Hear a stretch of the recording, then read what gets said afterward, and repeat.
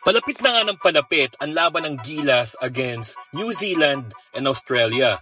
At ano ba yung mga dapat nating gawin, no? Kasi parang nakakasawa ng panoorin na lagi na lang tayong tinatambakan ng Australia.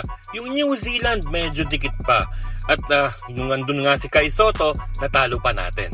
At sa mga ganito kalakas na team, parang mas effective pa na gamitin natin yung pinaka-organic na Filipino style of play. Yan ang pag-uusapan natin ngayon.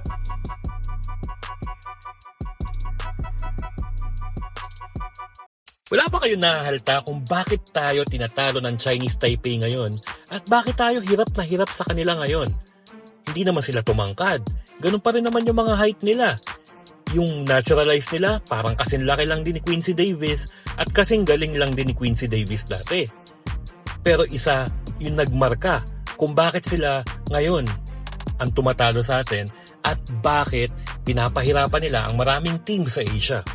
Ang ginagawa ng Chinese Taipei ngayon ay ang eksaktong ginagawa ng Gilas noong 2014 at 2013 na kahit mas malalaki, mas mahaba, mas athletic at mas magagaling ang mga kalaban natin, nakukuha nating dumikit at meron pa nga tayong mga tinatalo talaga.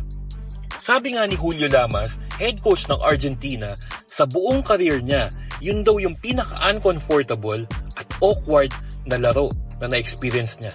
Kaya mas maganda siguro na haluin natin ng konti.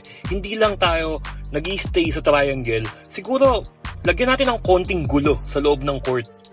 Para may konting gulat factor sa mga kalaban natin.